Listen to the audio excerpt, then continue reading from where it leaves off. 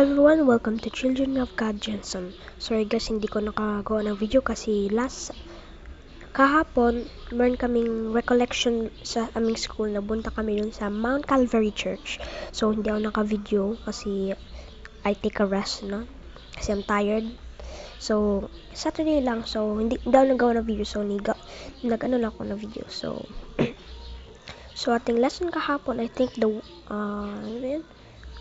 attributes of God na attributes of God. So, mga attributes nila na He's Almighty, He's Alpha, He's just, no? Yan. So, ating lesson ngayon ay si David and Goliath. So, we'll be focusing stories now. So, let's start. Now the Philistines gathered their force for war and assembled at Shoka in Judah. They pitched camp at Finchens-Danmin, between Sukkah and Azekah. Saul and the Israelites assembled and camped in the valley of Elah and drew up their battle line to meet the Philistines. The Philistines occupied one hill and the Israelites another with the valley between them. A champion named Goliath, who was from Gath, came out of the Philistine camp. His height was 6 cubits and a span. He has a bronze helmet on his head and wore a coat of scale armor of a bronze weighing 5,000 skills. On his leg he wore a bronze greaves and a bronze javelin was slung on his back. His spear staff was like a heavier rod and its iron mote weighed 600 sickles. His shield bearer went ahead of him. Goliath stood and shouted to the ranks of Israel, "Why do you come out in the line up for a battle? I am not a Philistine, and are you not the servant of Saul? Choose a man who came down to kill me. If he is able to fight and kill me, we will become your subjects. But if I overcome him and kill him, you will be our subject and serve us." Subject means slaves. Then the Philistines said, "This day I identify the armies of Israel. Give me a man and let us fight each other." On hearing the Philistine words, Saul and all the Israelites were dismayed and terrified. Now David was the son of an Ephrathite named Jesse, who was the Bethlehem in Judah. Jesse had 8 sons, and Sultan, he was very old. Jesse's 3 oldest sons had followed Saul to the war. The firstborn was Eliab, the second Abinadab, and the third Shammah. David was the youngest. The 3 oldest followed Saul. But David went back and fought from the Saul and to the tent his father at Bethlehem. For 40 days the Philistines camped forward every morning and evening and took his stand. Now Jesse said to his son David, "Take this ephah of roasted grain and these 10 loaves of bread for your brothers and hurry to their camp. Take along these 10 sheaves to the commander of their unit. See how your brothers bring back some assurance from them. Then they are with Saul and all the men of Israel in the valley of Elah fighting against the Philistines." Early in the morning David and the flock in the care of shepherd loaded up and set out, as Jesse has directed. He reached the camp as the army was going out to the battle position, shouting the war cry. Israel and the Philistines were drawing up their lines facing each other. David left his things with the keeper of supplies, ran to the battle lines and asked his brothers how they were. As he was talking with them, Goliath, the Philistine champion from Gath, stepped out in his line and shouted his usual defense, and David heard it. Whenever Israel saw the man, they all fled from their great fear. Now the Israelites had been saying, "Do you see how this man keeps coming out? He comes out to defend Israel. The king will give a great wealth to the man who kills him.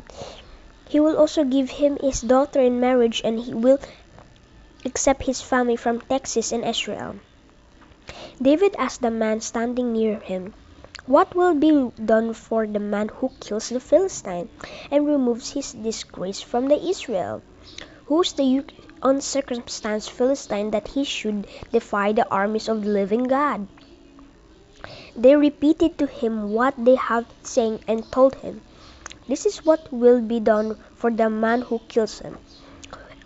When Eliab, David's oldest brother, heard him speaking with the man, he burned with anger and asked him, "Why are you come down here? And with a whom did you leave those few sheep in the wilderness? I know the concern you are in a week. Your heart is you can come down only to watch the battle." "Now what I have done," and said David, "can I even speak?" He turned away to someone else and brought up the same matter, and men answered him as before. When David said was the overhead and reported to Saul, and Saul sent for him. David said to Saul, "Let no one lose heart on account of his Philistines. Your servant will go and fight him." Saul replied, "You are not able to go out against the Philistines and fight him. You are only a young man, and he has been a warrior from his youth." But David said to Saul, "Your servant has been keeping his father's sheep. When a lion or a bear came out to carry off a sheep from the flock, I went after it and struck it and rescued to the sheep from its mouth. When it turned on me, I seized it by its hair, struck it and killed it. Your servant has killed both a lion and bear. These uncircumcised Philistines will be like one of them, because he has defeated the armies of the living God. The Lord who rescued me from the paw of the lion and the paw of the bear will rescue me from the hand of this Philistine." Saul said to David, "Go, and the Lord be with you." Then Saul dressed David in his own tunic. He put a coat of armor on him and a bronze helmet on his head. David fastened on his sword over the tunic and tried walking around, because he was not used to them. "I cannot go in these," he said, "Saul, because I am not used to them." So he took them off. Then he took staff in his hand, those 5 smooth stones from the stream, put them in a pouch of shepherd bag, and with his sling in his hand approached the Philistine. Meanwhile the Philistine, with his shield bearer in the front of him, kept coming closer to David. He took David over and saw that he was a little more than a boy, glowing with health, handsome, and he displayed him. He said to David, "I am a dog, that you came out with me with sticks?" And the Philistine cursed David by his gods. "Come here," he said, "I'll give your flesh to the birds and wild animals." David said to the Philistine, "You came against me with a sword and a spear and javelin, but I come against you in the name of the Lord Almighty, the God of the armies of Israel, whom you have defeated this day. The Lord will deliver you into my hands, and I'll strike you down and cut off your head. This very day I will give the carcass to the Philistine army, to the birds and the wild animals, and the whole world will know that there is a God in Israel. All those gathered here will be known is not by the sword or the spear the Lord saves, for the battle in the Lord, and he will give all into your hands." And the Philistine, closer to attack David, ran quickly toward the battle line to meet him. Reaching into his bag and taking out a stone, he slung it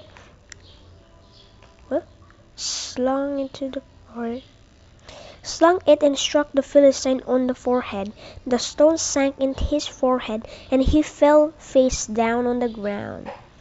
So David trampled over the Philistine with a sling, and stone with a sword in his hand struck down the Philistine and killed him. David ran and stood over. He took hold Philistine's sword and drew it from the sheath, and after he killed him, he cut off his head with a sword. When Philistines saw the hero was dead, they turned and ran. Then the men of Israel and Judah surged forward with a shout and pursued the Philistines to the entrance of Gad, to the gates of Ekron. Their dead were strewn on Sharon road and Gath of Ekron. When the Israelites returned from chasing the Philistines, they plundered their camp. David took the Philistine head and brought it to Jerusalem. He put the Philistine weapon in his own tent, and Saul watched David going out to meet the Philistine. He said to Abner, commander of the army, "Abner, whose son is the young man?"